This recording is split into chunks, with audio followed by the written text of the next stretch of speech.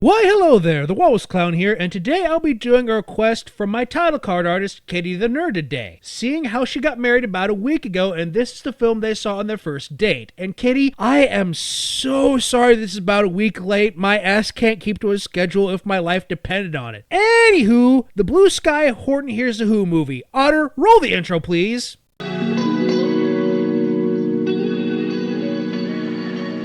Anywho, on to the technicals. And by technicals, I mean copy and pasting things from Wikipedia because it's easy. Horton Hears the Who is a 2008 American computer animated adventure comedy based on the 1954 book of the same name by Dr. Seuss, produced by Blue Sky Studios and distributed by 20th Century Fox. It features the voices of Jim Carrey and Steve Carell as Horton the Elephant and Mayor Ned McDodd, respectively, alongside Carol Burnett and Seth Rogen. It is the second screen adaptation of the book following the 1970 television special made by MGM Animation Studios that was directed by the legendary Chuck Jones. Anywho, on to the movie itself, and it's basically the story from the book. Horton hears the Who's, who are in a city that is contained on a speck of dust on a flower. Horton tries to protect the Who's from everyone in the jungle because they want to destroy the flower because they refuse to believe him, all the while the mayor tries to get the Who's to believe that they are in a dust speck and need to make themselves known or die. They refuse to believe him, only for things to come to a head, and the Who's make the jungle animals realize that they are there just in the nick of time and everyone lives happily ever after. Reasonably, you could get about 25 or so minutes out of this story, which is why the Chuck Jones version is about 25 minutes. How did Blue Sky manage to get this to feature length?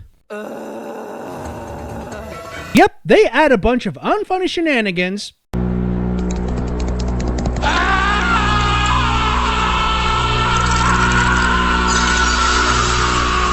and topical jokes to artificially lengthen the film. This is where 100% of the film's problems come from. If you removed all the unfunny slapstick and the topical jokes, you'd have a film that is about 1% story, 99% Jim Carrey failing at improv. But if you removed the failed improv, you'd have about 25 minutes. Anywho, let's talk about the characters for a bit, and for the sake of my sanity, I will only be going over the important ones. First, there is Horton, who is your generic nice guy who espouses the story's moral of every life is important no matter how small. And in fact, a lot of the illogical things that happen are the result of logic playing second fiddle to the moral, which is okay for a story with an Aesop just so long as it doesn't go too far with it. Then there is the movie original character, Seth Rogen the Mouse. I know the character has a name, but let's face it, after you hear the voice, you're only going to hear Seth Rogen and not the character. He is here to fail at being the straight man to all of the unfunny shenanigans.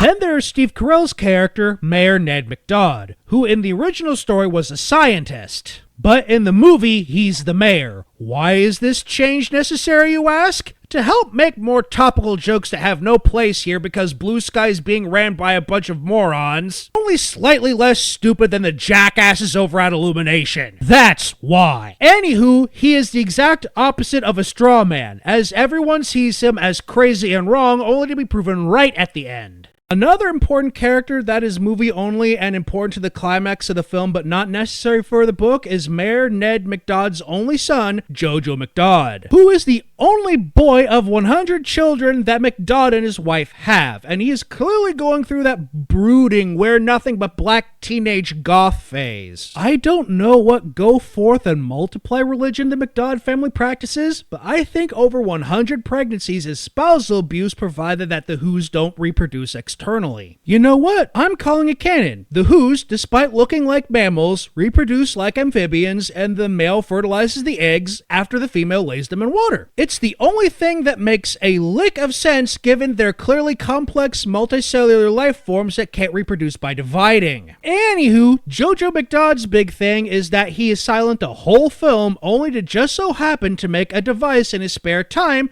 that makes a noise that finally gets the jungle mob to hear them and not commit genocide against his people. I guess he's supposed to represent the littlest who was silent until the last minute from the book.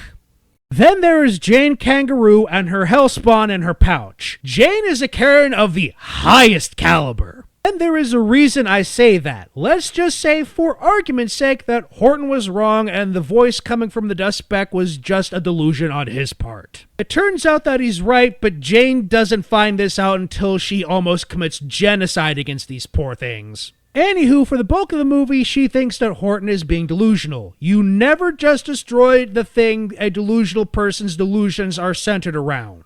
This will only make things worse. You need to get them professional help. But Jane isn't concerned with getting Horton the help that he needs. You know that one parent that asks if your friends were jumping off a bridge, would you do it too, and be 100% serious with the question? You know that one emotionally abusive, persnickety, uptight jackass that is more concerned with being right than they are correct? That is Jane Kangaroo in a nutshell. She even goes so far as to hire what is basically a hitman to destroy a speck of dust on a flower just because Horton had the nerve to tell her she was wrong. And yes, this is a thing that happens. Seriously, Jane, you need to unclench that sphincter and let out that fart already. Look how much Pearl from Steven Universe improved after she did that. Before fart, after fart. Before fart, after fart. Before fart, after fart. See, not being a complete uptight asshole will do nothing but improve your social situation with your peer group. Anywho, now for the wrap-up. The movie was just there. It had the potential to be good, and I totally agree with the consensus opinion that this is the least bad of the Dr. Seuss adaptations, but all the unfunny padding makes this film a slog to sit through. But there is nothing really there to get offended at either. If your child wanted to watch it, they could, but they're just better films to show them. I hope you don't mind this review being as late as it is, Kitty. Thank you for all the title cards and congratulations on your nuptials. A link to her DeviantArt can be found in the description. Anywho, unless something incredibly stupid happens, I should have a review of one of the Kong TV series movies wrote, edited, and posted by next week. After that, provided that, as stated before, nothing happens to get in the way of us getting it done, my crossover review with Rowdy C from TV Trash, where we talk about the Ruby Spears classic animated series, Thundar the Barbarian, should hopefully be up. Don't forget to like, comment, subscribe, and click that bell. And stay fresh, cheese bags. Boo!